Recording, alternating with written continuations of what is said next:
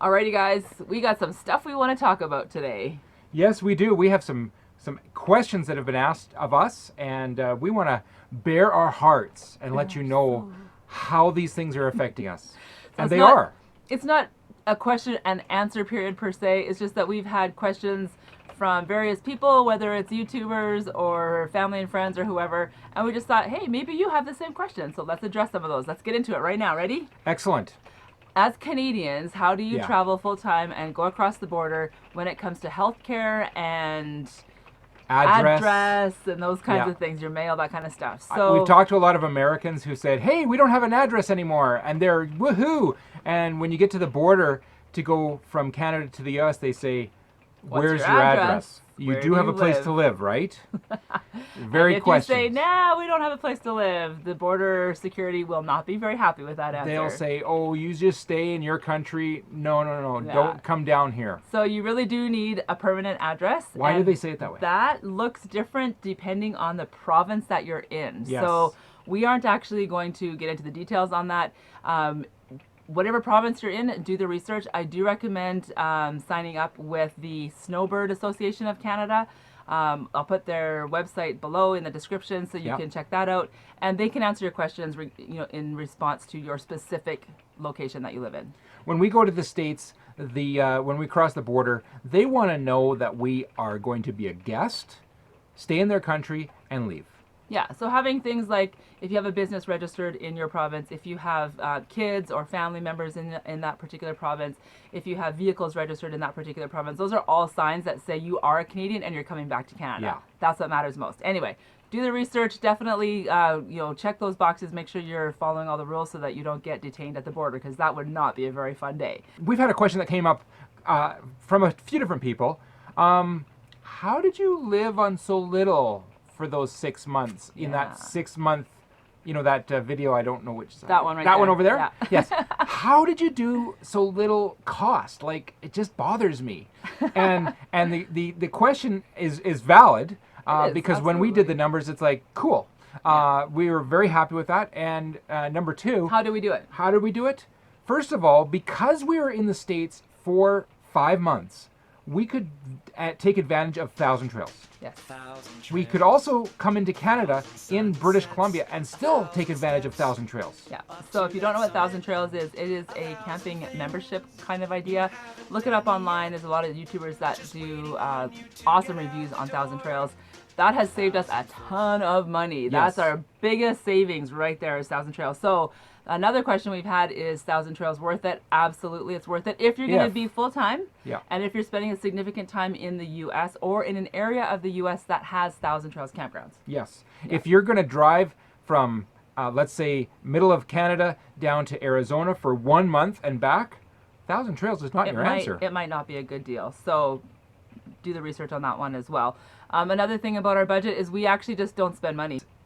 We chose to do with less. Kit and I aren't big spenders. We don't go out for dinner a lot. We don't buy clothes. We don't do extra driving around, that kind of thing. So that's another way that we kept our budget nice and low last year. It may look different in the next Yeah. season of travel because we do have a toad. We have a little car that we'll be taking with us. So that will change a lot of things. So I'm curious to see what our budget will look like next year, like the end of season 3. Exactly. So another topic is boondocking. Boondocking, basically, if you don't know what that means dry camping, camping anywhere without hookups. Some people would say like Walmart parking lots would be boondocking. I don't consider that boondocking, that's just dry camping.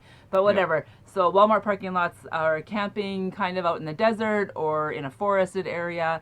Is that a scary thing? We found that the times that we've been in the urban city is when we feel the most vulnerable. Yeah, for sure. Cities are scarier than nature, believe it or not. When you leave all your life possessions and you walk away saying, I'll come back in 4 hours in the middle of an urban center, Not cool. we don't know what's going to happen. scary. So we're scared. But out in the desert or out in the forest, your biggest concern is going to be whether the deer are going to eat your lawn chair, I guess, or Yeah. it just feels safer out there. So It's wide open. yeah, for sure. So boondocking is not scary, and even in the city, you need to mitigate your risk factors. So make sure your vehicle is locked. We make sure that most of our curtains are closed, So nobody really knows for sure if anybody's in the rig or not in the rig. If different things that we do to make sure that it's safe. And if you want to go boondocking and you want it to be very safe, go with a group. Yeah, for sure. And even Walmarts, if you're going to a parking lot and there are other RVers in that area, that feels safer. And when I say safe, I mean safe for your stuff.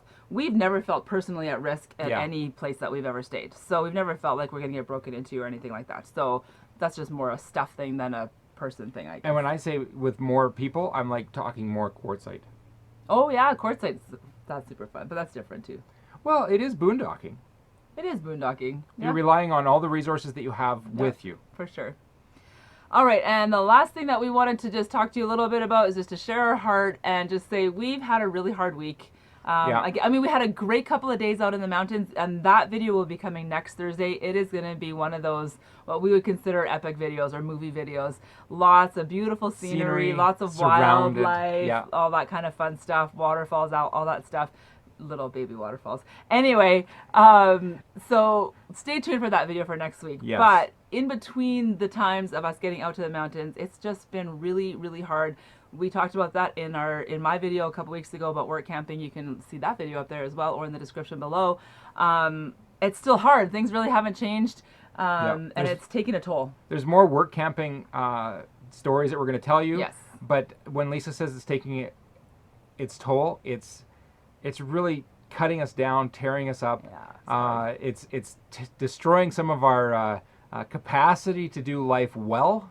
Yeah. It's hard. Yeah. So we are learning to grab life by the tail, even when the tail isn't a happy tail. Sometimes it's a sad tail or a frustrating tail or whatever, and that's what we're dealing with right now.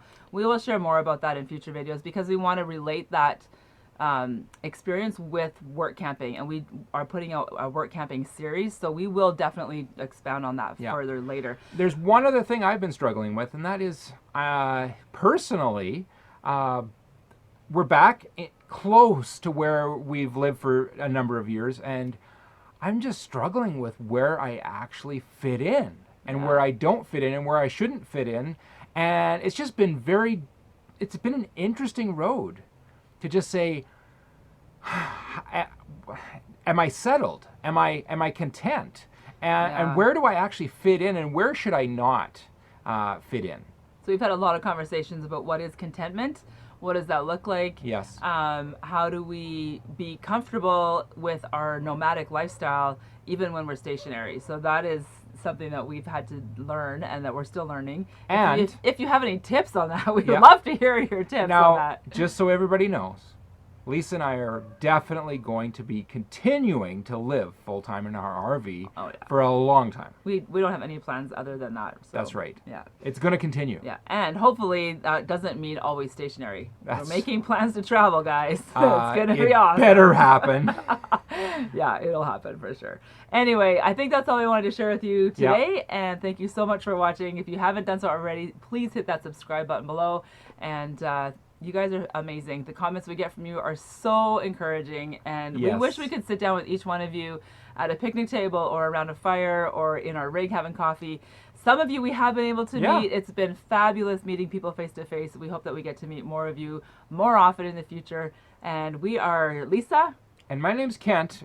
We're Living Light RV. We're grabbing life by the tail, even when it's hard. And we will see you next Are you going to say anything about the giveaway? Yes, we did have the tea kettle giveaway, and Mel and Nettie won the tea kettle. Woo! So congrats, you guys. We're so excited. We'll be getting that in the mail to you probably tomorrow afternoon. Anyway, thanks so much for watching. We'll see you next Thursday.